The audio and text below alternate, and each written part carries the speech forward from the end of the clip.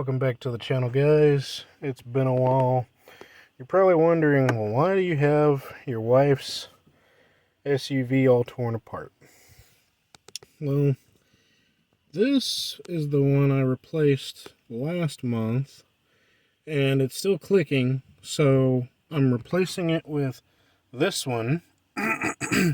And so if that doesn't fix it, then I'll know that the problem is with, where'd it go? This unit is, oh, wrong end, this unit here. So that's what controls all your AC and heat and all that jazz. So it must be an electrical issue inside of here. Now, the reason I'm making this video is because last time I was already done, and I had told you guys, oh, you could, use this and use that to undo it. As a matter of fact, where is it? So there's my slightly angled needle nose pliers, and then there's my 45. It's angled at a 45 degree. I believe that's a 25 degree angle. This is a 45 degree angle. But what I realize works the best is this good old 8mm. It's from Husky, and it's a ratcheting wrench.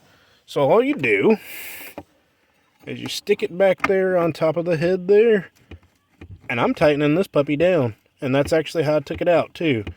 I got irritated with the plier slipping off, so I just went over to my diesel and in my toolbox, snatched this puppy out, and as you can see, that neck is almost down. I've almost got it down to where it's tight, but this one's already tight. So if you're ever having an issue trying to get this thing off, and of course online it says, oh, you got to pull the dash, take it into a shop and it's going to cost you hundreds of dollars just to replace this little $20 part. No, you get you a ratcheting wrench. It doesn't have to be Husky. It's just that Husky is one of my favorite brands of tools. I've got Husky, I've got Craftsman, I've got Stanley, I've got a couple of DeWalt's. I mean, I'm not a die-hard tool fan. If it's a good tool company, I'll look into it, I'll get it.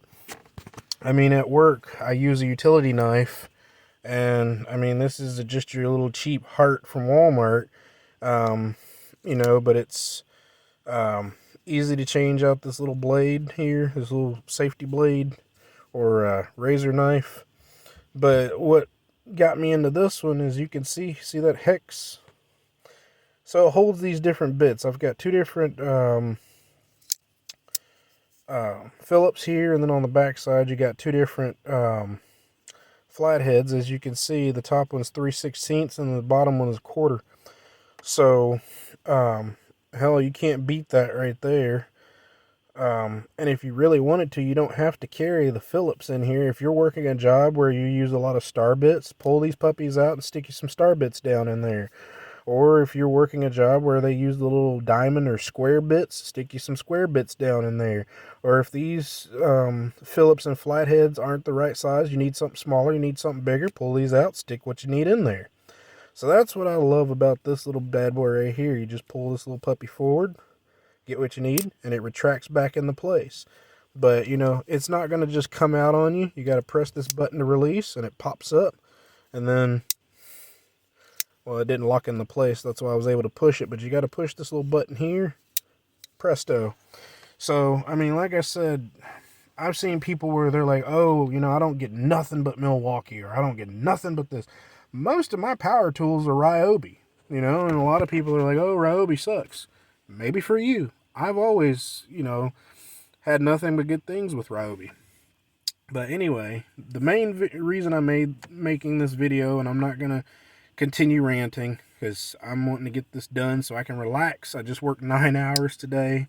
I work construction. It's not an easy job. I work concrete in construction. So, it's not like we're just playing with, running lines or doing this. There are a couple of jobs where we do that, but, we're getting back into the grunt of it, which is concrete work.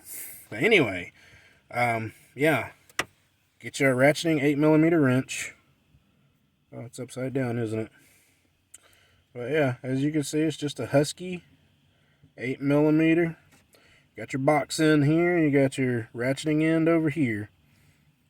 So, yeah, if you have, I know it's not just these Expeditions. I know it's some of the F-150s. I don't know about the 250s or 350s from this generation, but, that's why I'm sticking with my 02 7.3. I mean, I'm sorry. I know people are like, oh, if you want to go fast, get a 6.4. 6.4 is grenade. Okay, I've seen those engines self-grenade. They could just be sitting there idling and they'll grenade on themselves. Everyone's like, oh, get a 6.0, get a 6.0. No, I'm not getting a 6.0. I'm not wasting my money on something that I've got to pour a shitload of money into. Okay, I'll get a 7.3. People are like, oh, it's an invincible engine. No, it's not. You've got to do preventative maintenance on those too, but they are more reliable. People want to talk crap about these 5.4 3 valves. Haven't had any issues in it since we've gotten it, and we've had it almost a year now. So, I mean, I'm not saying there won't be any issues, but knock on wood, it's not having any issues. So, it's all about preventative maintenance. But anyway, guys, as always, thanks for watching. And I know I said I was going to make a video of me changing out my starter on my diesel. I've already changed my starter out. It's been great. It's stupid easy. I was like, man, I am not going to record this because there are 50 million different people on YouTube that have recorded their videos of changing this Super Duty starters. It's 2 bolts, and then you disconnect the 2 lines. You got your trigger wire and you got your main battery supply, and that's it. That's literally it, and the whole thing comes off. My only suggestion is just be careful, because if that starter hits you in the face from that high up, someone's going to the hospital, and it's probably going to be you. But anyway, guys, thanks for watching. More updates to come. Later, Gators.